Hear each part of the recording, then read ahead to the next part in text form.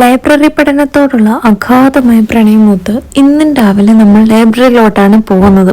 കഴിഞ്ഞ 2 പരീക്ഷയും ലൈബ്രറി പോയിരുന്നിട്ട് നമുക്കൊരു തരക്കേടില്ലാതെ സെറ്റപ്പായി. അതുകൊണ്ട് ഇത് എങ്ങാനും ബിരിയാണി കിട്ടിയാലും വളരെ സൂക്ഷ്മ നിരീക്ഷണത്തോടെയാണ് ഇപ്പം നമ്മൾ ഓരോ സ്റ്റെപ്പും എടുത്ത് താഴെ വെക്കുന്നത്. കാരണം കഴിഞ്ഞ ആഴ്ച ഞാനിവിടെ ഒരു വമ്പൻ പരീക്ഷണം നടത്തിയായിരുന്നു.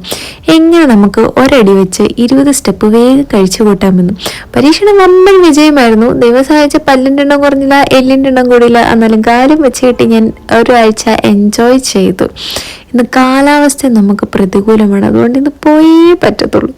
എന്തുകൊണ്ടൊരു മടിയൊക്കെ ഉണ്ടായിരുന്നു. പക്ഷെ എന്നാലും എക്സാം ഈസ് വളരെ വളരെ ഇമ്പോർട്ടൻറ്റ്. ലാസ്റ്റ് എക്സാമാണല്ലോ, അത് കഴിഞ്ഞിട്ട് നമുക്ക് 3 മാസം അർമാദിക്കാമെന്നൊക്കെ എന്നെ മനസ്സിനോട് പറഞ്ഞു.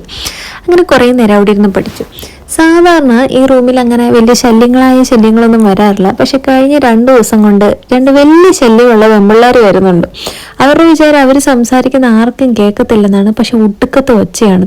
മനുഷ്യൻ്റെ തലക്കേറിയിരുന്ന് നിരങ്ങുന്ന സൈസ് സൗണ്ടാണ്. എൻ്റെ മനസ്സിനോട് പല പ്രാവശ്യം പറഞ്ഞു എഴുന്നേറ്റെന്ന് ഓർണം കൊടുക്കാൻ.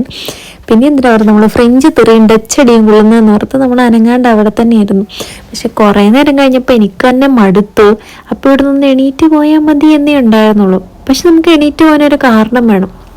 ഇല്ലേ നമ്മുടെ മനസ്സ് പിന്നെ വേദനിക്കും. പിന്നെ നമ്മളോടിങ്ങനെ മനസ്സ് കുത്തും നമുക്ക്. നീ എന്നാലും അവിടെ നിന്ന് എണീറ്റ് പോരണ്ടായിരുന്നു, പഠിക്കുമായിരുന്നത് സെറ്റായേനെ. അങ്ങനെ കാത്തിരുന്ന് എനിക്ക് കാരണം കിട്ടി. മഴ അങ്ങോട്ട് പെയ്യാൻ തുടങ്ങി. മഴ പെയ്യാൻ തുടങ്ങുമ്പോൾ നമുക്ക് വീട്ടിൽ പോകാം. എന്തുകൊണ്ടാണ് ഞാനിന്ന് കൊട എടുത്തിട്ടില്ല. അപ്പോൾ അമ്മ പ്രത്യേകം പറഞ്ഞിട്ടുണ്ട്, മഴ നനഞ്ഞാൽ പനി വരും, ആ പണിക്ക് നിൽക്കരുത്. അതുകൊണ്ട് ഞാൻ അത് റീസണാക്കി നേരെ വീട്ടിലോട്ട് പോകാൻ വെച്ചു. ഇനി മഴ തീരുന്നതിനിപ്പുറം നമ്മൾ ലാപ്ടോപ്പ് ഷട്ട് ഡൗൺ ചെയ്യണം. ഇല്ലെങ്കിൽ എന്ത് പറ്റും, നമ്മൾ വീണ്ടും ഇവിടെ ഇരുന്ന് പഠിക്കേണ്ടി വരും.